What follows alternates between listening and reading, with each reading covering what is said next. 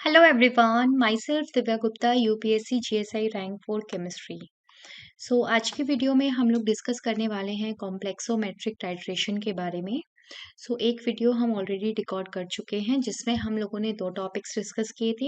एक तो अल्फा की वैल्यू हम कैसे निकालते हैं उसका हमने इंट्रोडक्शन लिया था, एंड सेकंड हमने कंडीशनल फॉर्मेशन कांस्टेंट के बारे में डिस्कस किया था। तो जिसने वो वीडियो नहीं देखी है तो प्लीज़ आप पहले वो वीडियो देख लेना, ठीक है। तो अभी हम सेकंड वीडियो है जो कॉम्प्लेक्सोमेट्रिक टाइट्रेशन की, उसे स्टार्ट करते हैं।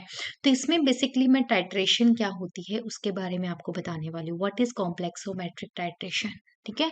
फिर हम आगे इसमें बात करेंगे कौन से इंडिकेटर्स हम यूज करते हैं, कितने टाइप की कॉम्प्लेक्सोमेट्रिक टाइट्रेशंस होती हैं, एंड किस लिगेंड्स कौन से जनरली हम यूज करते हैं, ठीक है। तो ये सारी बातें हम करेंगे। तो it is very important part. अगर मैं इस साल भी बताऊं तो 2-3 क्वेश्चंस आए हुए थे मेंस में, एंड पिछले साल भी कॉम्प्लेक्सोमेट्रिक टाइट्रेशन से काफ़ी क्वेश्चंस आए थे, 2-3 क्वेश्चंस, ठीक है ना। तो ये काफ़ी अच्छा चैप्टर है, और इसमें काफ़ी वेटेज, इसका भी काफ़ी अच्छा खासा वेटेज है इस चैप्टर का, ठीक है। तो इसे हम प्लीज़ आप लोग इसे बहुत अच्छे से करना है, इसे छोड़ना मत इस चैप्टर को, ठीक है। तो आइए स्टार्ट करते हैं हम लोग। सबसे पहले कॉम्प्लेक्सोमेट्रिक टाइट्रेशन के बारे में लिख लीजिए कि ये होता क्या है। इसमें हम टाइट्रेशन कराते हैं मेटल आयन की। कॉनिकल फ्लास्क में हम क्या लेते हैं, कॉनिकल फ्लास्क में हम मेटल आयन का सॉल्यूशन लेते हैं। कोई भी मेटल आयन होता है उसका हम सॉल्यूशन लेते हैं, ठीक है। ऊपर ब्यूरिट में हम क्या ऐड करते हैं, ऊपर ब्यूरिट में हम ऐड करते हैं लिगेंड। कोई भी लिगेंड है उसको हम ऐड करते हैं, ठीक है। तो लिगेंड यहाँ पर क्या है, टाइट्रेंट है। इस टाइट्रेशन में लिगेंड क्या है, टाइट्रेंट है, और मेटल आयन क्या है, एनालाइट है, ठीक है। तो ब्यूरिट से हम लिगेंड को ऐड कर रहे हैं, वो लिगेंड क्या करेगा, इस मेटल आयन के साथ कॉम्प्लेक्स बनाएगा। एंड यस, नो डाउट, जैसे हम हर टाइट्रेशन में इंडिकेटर का यूज करते हैं to detect the end point, यहाँ पर भी हम साथ में इंडिकेटर भी यूज करते हैं, ठीक है ना। तो इस तरीके से टाइट्रेशन होती है। तो please remember, complexometric titration metal ion analyte का काम करता है। ऊपर टाइट्रेंट को हम टाइट्रेंट लिगेंड जो है वो टाइट्रेंट का काम करता है। तो लिगेंड हम जब ऐड करेंगे तो लिगेंड क्या करेगा, मेटल आयन के साथ कॉम्प्लेक्स बनाएगा। तो इसे हम बोलते हैं कॉम्प्लेक्सोमेट्रिक टाइट्रेशन, ओके। अब सुनो, यहाँ पे एक बहुत ही इंपॉर्टेंट पॉइंट है जो मुझे आपको बताना है, और इसके बहुत हाई चांसेस हैं एग्जाम में क्वेश्चन आने के, ठीक है। लिगेंड के बारे में क्या आपने पढ़ा होगा, कोऑर्डिनेशन कंपाउंड में लिगेंड यूनिडेंटेड भी होते हैं और पॉलीडेंटेड भी होते हैं। पॉलीडेंटेड वो जो एक से ज्यादा बॉन्ड्स बना सकते हैं, यूनिडेंटेड वो जो एक ही बॉन्ड बनाते हैं, ठीक है। तो सुनो, यहाँ पे एक बहुत ही बढ़िया क्वेश्चन ये बनता है कि why polydentate ligand is better over unidentate ligand in complexometric titration. क्या बोल रही हूं मैं, why polydentate ligands are better than unidentate ligand in complexometric titration।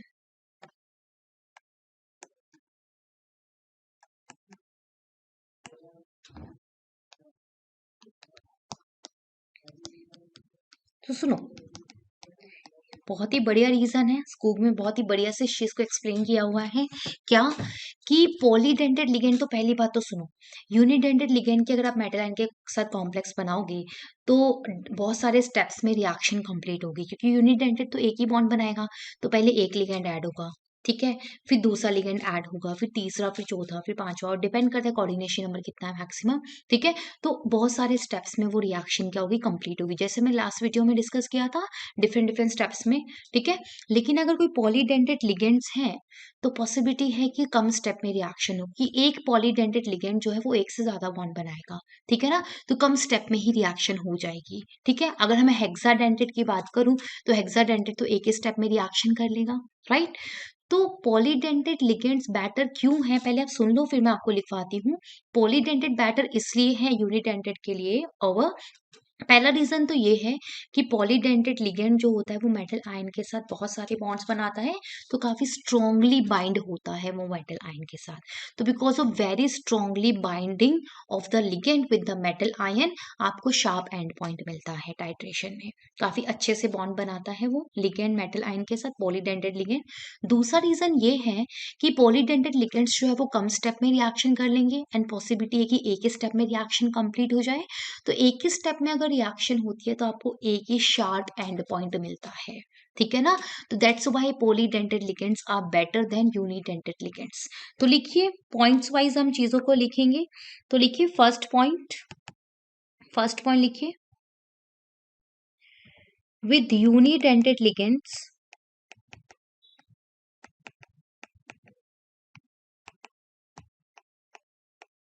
Complex has low stability. Stability कम होती है कॉम्प्लेक्स की, वो इतने स्ट्रांगली बाइंड नहीं होते हैं। Okay, complex has low stability while multidentate ligands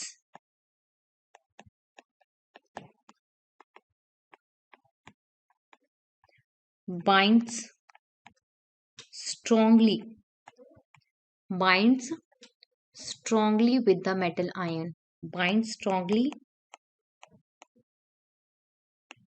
with the metal ion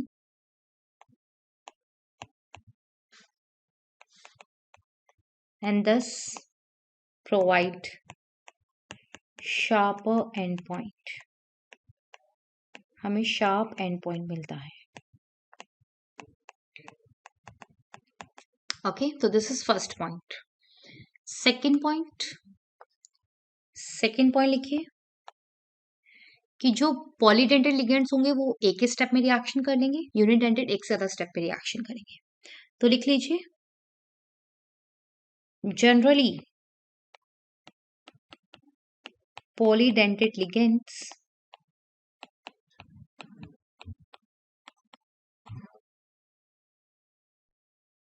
react with metal ion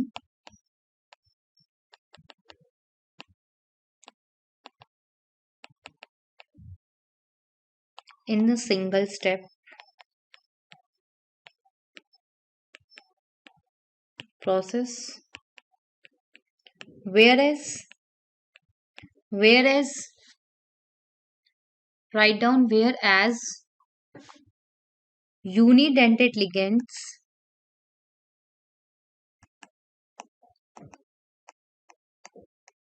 usually takes 2 or more steps to complete the reaction।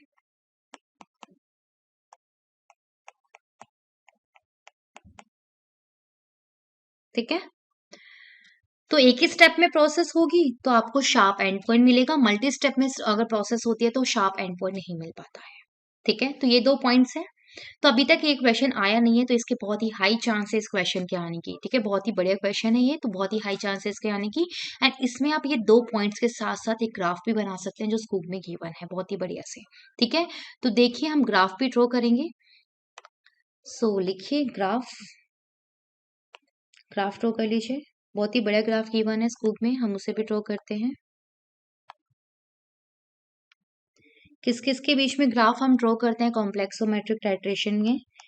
PM versus volume of titrant added। What is PM? PH क्या होता है? Minus log of H plus. तो similarly PM क्या है? Minus log of concentration of metal. ठीक है, तो जैसे जैसे आप टाइट्रेंट ऐड करोगे मेटल आयन टाइट्रेंट के साथ, टाइट्रेंट मतलब लिगैंड, तो मेटल आयन क्या करेगा? लिगैंड के साथ कॉम्प्लेक्स बना लेगा, तो मेटल आयन की कॉन्सेंट्रेशन डिक्रीज होती रहेगी, और मेटल आयन की कॉन्सेंट्रेशन डिक्रीज होगी तो पीएम क्या होगा? इंक्रीज हो जाएगा। ओके, तो ग्राफ देखिए, मैं आपको 3 ग्राफ्स बना के दिखा रही हूँ, ध्यान से देखना। First, second, no change the colour, second, ठीक है, और थर्ड वन एक और बनाते हैं, एक और बनाते हैं। 3 ग्राफ मैंने आपको बना के दिखाए हैं। व्हाइट वाले को मैं ए से रिप्रेजेंट कर रही हूँ, ब्लू वाले को मैं बी से रिप्रेजेंट कर रही हूँ, पिंक वाले को मैं सी से रिप्रेजेंट कर रही हूँ। तो आप देख सकते हैं शार्प एंड पॉइंट आपको ए में मिल रहा है। तो इसका मतलब अब यहाँ पे दोनों ए में जो हमने लिगैंड यूज किया है दैट इज टेट्राडेंटेड लिगैंड, एक साथ 4 बॉन्ड बना लिए, एक ही स्टेप में प्रोसेस हुई है। ए में हमने कौन सा लिगैंड यूज किया है? Tetradentate ligand. तो एक ही स्टेप में रिएक्शन होगी, एक साथ मेटल आयन के साथ 4 बॉन्ड बन गए। बी में हमने कौन सा लिगैंड यूज किया है? Bidentate ligand. तो 2 स्टेप में रिएक्शन हुई है, एक लिगैंड एक बार जुड़ेगा 2 बॉन्ड बनाएगा, फिर दूसरा लिगैंड दूसरे स्टेप में जुड़ेगा वो टोटल 4 बॉन्ड बना लेगा। ठीक है, तो ये 2 स्टेप में रिएक्शन है, इसलिए हमें यहाँ पे 2 बार एंड पॉइंट्स मिले हैं। ठीक है, मतलब 2 एंड पॉइंट्स मिले, राइट। एंड सी में हमने यूनिडेंटेड लिगैंड यूज किया है। तो आप देख सकते हैं ग्राफ से इजीली कि सबसे अच्छा एंड पॉइंट, अगर मैं शार्प एंड पॉइंट बोलूं तो वो किस में मिल रहा है? हमें टेट्राडेंटेड लिगैंड में मिल रहा है। और जब हमने यूनिडेंटेड लिया तो बिल्कुल भी अच्छी टाइट्रेशन ग्राफ अच्छा नहीं आया है, आप इजिली ऑब्जर्व ही नहीं कर पाएंगे कि एंड पॉइंट है कहाँ, राइट। तो दैट्स वाई हम पॉलीडेंटेड लिगेंड्स को यूज करना प्रेफर करते हैं इन कॉम्प्लेक्सोमेट्रिक टाइट्रेशन, ना कि यूनिडेंटेड को। तो this is the reason why polydentate ligands are used are preferred in complexometric titration. तो बहुत ही शानदार यहाँ से क्वेश्चन बनेगा। आई होप ये आपको चीजें क्लियर है जो भी मैंने आपको बताई है, राइट। Okay fine. तो एक तो ये बात थी कॉम्प्लेक्सोमेट्रिक टाइट्रेशन के बारे में। तो ये सारी चीजें हैं जो फिलहाल मैंने आपको बताई है। अब आते हैं हम नेक्स्ट पार्ट पे, that is types of complexometric titration. तो हेडिंग आप लिखिए types of complexometric titration. Just a minute, या write down types of complexometric titration.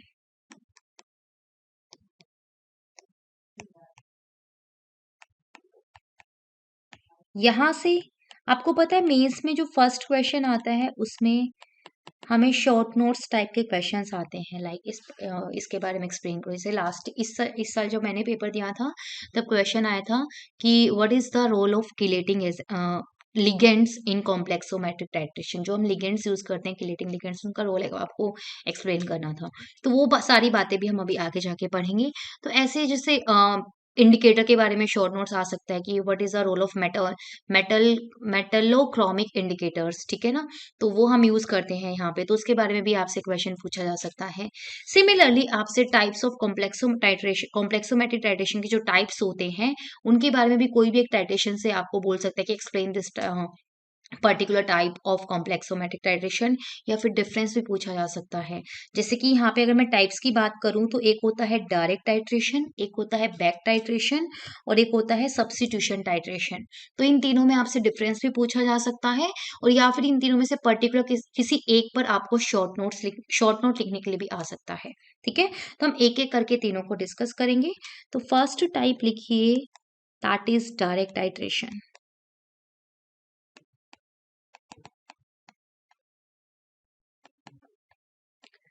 So write down क्या होता है डायरेक्ट टाइट्रेशन में, लिखिए write down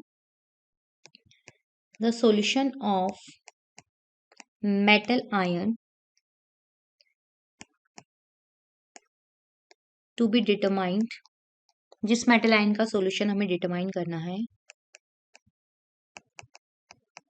is buffered to a desired pH। Example pH is equal to 10। Generally pH 10 पर हमें titration कराते हैं, और कौन सा बफर यूज करते हैं? NH4 plus NH4OH। Buffer solutions हम क्यों यूज करते हैं? कि आपको पता होगा कि बफर सॉल्यूशन जो होते हैं उनकी पीएच में बहुत ज्यादा चेंज नहीं आता है, इसलिए पीएच को मेंटेन करने के लिए हम बफर सॉल्यूशन को यूज कर रहे हैं। तो जिस सॉल्यूशन में हमने मेटल आयन लिया है उसको हम उसमें हम बफर सॉल्यूशन भी ऐड करते हैं ताकि उस सॉल्यूशन की पीएच क्या रहे? मेंटेन रहे। क्योंकि पीएच पर वो पीएच चेंज करने से क्या होता है ना, जो इंडिकेटर या जो लिगेंड आप यूज कर रहे हो उसकी जो बाइंडिंग एबिलिटी है ना मेटल आयन के साथ, वो चेंज हो जाती है पीएच चेंज करने से। इसलिए जहां पर बाइंडिंग टेंडेंसी ज्यादा है, स्ट्रांग है, उसी पीएच पर हम क्या करते हैं, रिएक्शन कराते हैं, टाइट्रेशन कराते हैं। तो फिलहाल हमने पीएच क्या लिया, 10 लिया। तो ये भी क्वेश्चन आपसे पूछा जा सकता है, अगर आपसे कोई क्वेश्चन आए कि factors affecting the complexometric titration, तो प्लीज रिमेंबर पीएच अगर आप चेंज करेंगे तो कॉम्प्लेक्सोमेट्रिक टाइट्रेशन में भी चेंजेस आएंगे। Okay fine. एंड लिखिए, and titrated directly with standard EDTA solution। EDTA पता होगा, तो यहाँ पे हमने कौन सा लिगेंड लिया है, EDTA लिया है। EDTA कैसा लिगेंड है, क्यों लिया है EDTA, क्योंकि ये हेक्साडेंटेट लिगेंड है, एक साथ ही 6 बॉन्ड बना लेगा, तो बहुत ही अच्छा शार्प एंड पॉइंट आपको मिलेगा। This is hexadentate ligand. ठीक है, तो ईडीटी के साथ हम डायरेक्टली मेटल आयन की टाइट्रेशन करा रहे हैं, और मेटल आयन को हमने बफर किया है पीएच को मेंटेन करने के लिए, तो इसे हम कहते हैं direct titration. And yes, and point को डिटरमाइन करने के लिए हम यहाँ पे इंडिकेटर भी ऐड करेंगे। तो लिख लीजिए, the end point is determined by the change in colour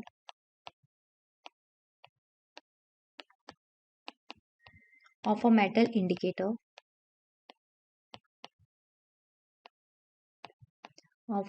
indicator that responds to change in PM।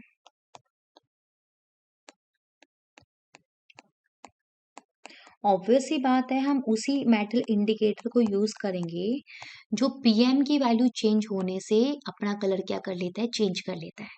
क्योंकि देखो, जैसे भी आपने ऊपर ग्राफ ड्रॉ किया था, आपको ये तो पता ही है टाइट्रेशन में हम क्या चाहते हैं कि जिस पीएम रेंज में आपको शार्प एंड पॉइंट मिल रहा है, उसी पीएम रेंज में इंडिकेटर का कलर क्या होना चाहिए, चेंज होना चाहिए, राइट। तभी आप ऑब्जर्व कर पाएंगे कि एंड पॉइंट कहाँ पे मिला है। तो इसलिए हम उस मेटल इंडिकेटर को यूज करेंगे जो पीएम चेंज होने से रिस्पॉन्ड करता है, मतलब उसका कलर क्या हो जाता है, पीएम चेंज करने से चेंज हो जाता है। ठीक है, तो चेंज इन कलर से आपको एंड पॉइंट क्या होगा पता चल जाएगा। अभी हम रिएक्शन लिखते हैं। जैसे कि मान लीजिए हमने मेटल आयन जो लिया है वो Mg2+ लिया है। आप इंडिकेटर कौन सा यूज करते हैं वो भी मैं आपको बता देती हूँ। यहाँ पे जब आप मेटल आयन की टाइट्रेशन ईडीटी के साथ कराते हो, अभी हम इंडिकेटर के बारे में वैसे अलग से भी पढ़ेंगे, डोंट वरी, क्योंकि इंडिकेटर्स पे भी शॉर्ट नोट्स एक बार एग्जाम में पहले आ चुका है, तो इंडिकेटर के बारे में भी हम पढ़ेंगे, डोंट वरी, अलग से। बट फिलहाल आप सुन लीजिए कि हम इंडिकेटर कौन सा यूज करते हैं, यहाँ पे ईबीटी यूज करते हैं। EBT, eriochrome black T. ठीक है, तो सुनो, यहाँ पे आपने मेटल आयन कौन सा लिया है, Mg2+ लिया है। तो सबसे पहले क्या होगा, आपने इंडिकेटर यूज किया है, ईबीटी का कलर कैसा होता है, ब्लू कलर होता है।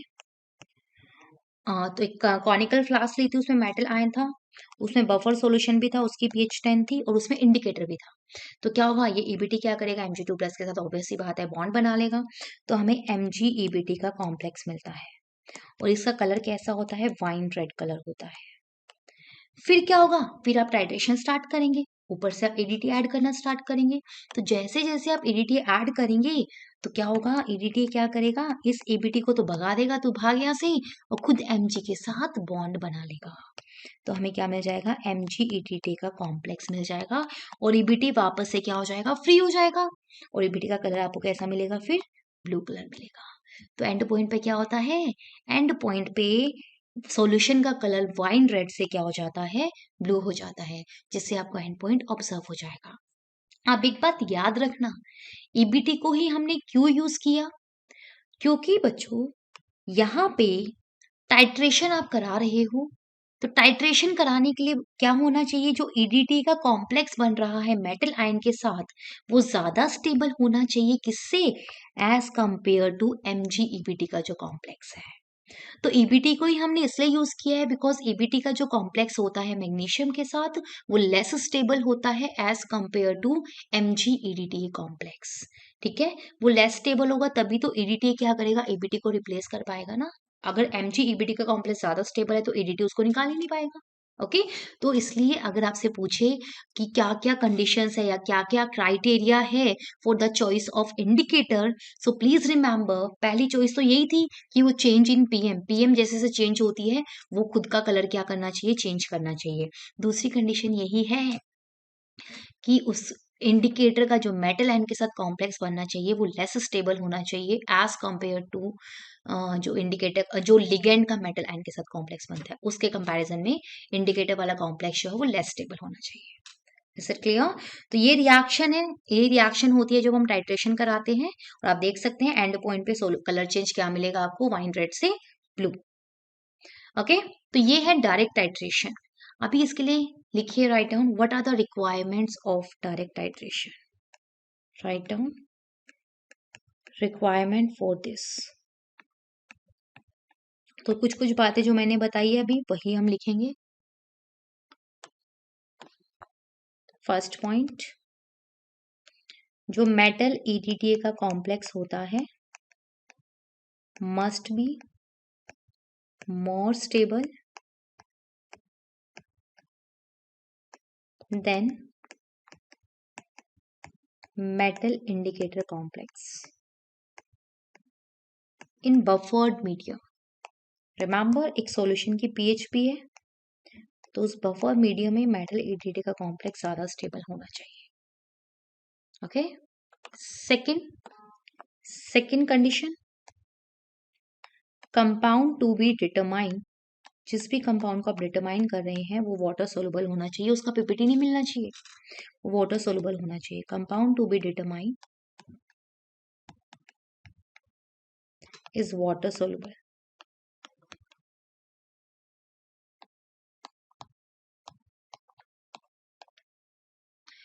जो मेटल और EDT के बीच में रिएक्शन होती है वो फास्ट होनी चाहिए। अगर वो फास्ट नहीं है तो आप उसको कैटेलाइज करेंगे, मतलब उसमें कोई कैटलिस्ट ऐड करेंगे ताकि वो रिएक्शन क्या हो जाए, फास्ट हो जाए। तो थर्ड लिखिए, reaction between EDTA and metal must be rapid, if not, अगर नहीं है ऐसा then it must be catalyzed, उसमें हमें कुछ कैटलिस्ट ऐड करना पड़ेगा।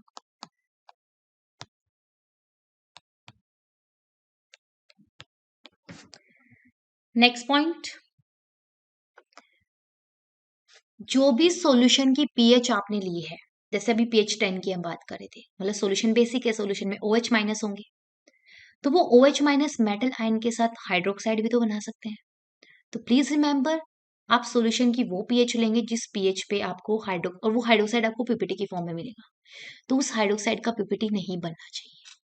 हम सॉल्यूशन की pH इस तरीके से एडजस्ट करते हैं कि आपको मेटल आयन का हाइड्रोक्साइड के साथ पीपीटी नहीं मिलना चाहिए। पीपीटी मिल गया तो फिर रिएक्शन नहीं हो पाएगी आगे।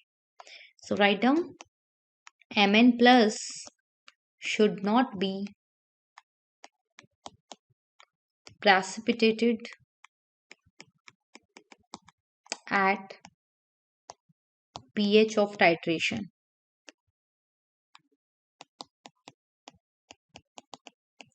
अगर ऐसा हो जाता है, पीपीटी मिल जाता है तो हम क्या करेंगे, लिख लीजिए, if Mn plus is precipitated as MOHX, then auxiliary agent must be added to prevent the precipitation of Mn plus। अभी auxiliary agent क्या होता है वो भी हम पढ़ेंगे, लिखिए आप, then auxiliary agent must be added to prevent ppt of Mn plus। तो सुनो, ऑक्सिलरी एजेंट क्या करता है, लिख लीजिए, एग्जांपल से हम इसको समझते हैं। ऑक्सिलरी एजेंट क्या करेगा, राइट डाउन, मैंने Pb2+ ऐड करा है, मतलब Pb2+ हमारा मेटल आयन है, तो Pb2+ क्या करेगा, Pb2+ फॉर्म लेड हाइड्रोक्साइड, इसका पीपीटी हमको मिलता है एट pH इक्वल टू 10। मान लो हम pb2 प्लस की टाइट्रेशन करा रहे हैं, तो pb2 प्लस क्या करेगा, पीपीटी फॉर्म कर लेगा एट pH इक्वल टू 10। तो हम टार्टरिक एसिड ऐड करते हैं as a auxiliary agent to form soluble lead tartrate complex. मतलब ऑक्सिलरी एजेंट क्या करेगा, उस मेटल आयन के साथ एक सोलुबल कॉम्प्लेक्स बना लेगा, जिसकी वजह से आपको पीपीटी उसका नहीं मिल पाएगा। ठीक है, तो मान लो हम फिर आप बोलोगे कि हम ऐसे पीएच लेते ही क्यों है फिर। तो भाई एक और चीज मैंने आपको बताई थी कि हम पीएच इस तरीके से भी एडजस्ट करते हैं कि इंडिकेटर और लिगेंड के साथ जो मेटल आयन का कॉम्प्लेक्स है वो स्टेबल बनना चाहिए, राइट। अगर वही नहीं बन पाएगा तो फिर टाइट्रेशन ही नहीं हो पाएगी, राइट। तो अब वो भी तो चीज हमें देखनी पड़ेगी ना कहीं ना कहीं। तो अगर इनकेस आपको पीपीटी मिल भी जाता है तो हम ऑक्सिलरी एजेंट का ऑक्सिलरी एजेंट को ऐड करेंगे, एंड ऑक्सिलरी एजेंट क्या करेगा, मेटल आयन के साथ एक सोलुबल कॉम्प्लेक्स बना लेगा। सो राइट डाउन, सो टार्ट्रिक एसिड हम यहाँ पे क्या ऐड करते हैं, टार्ट्रिक एसिड ऐड करते हैं, tartaric acid as auxiliary agent added to form soluble lead tartrate complex।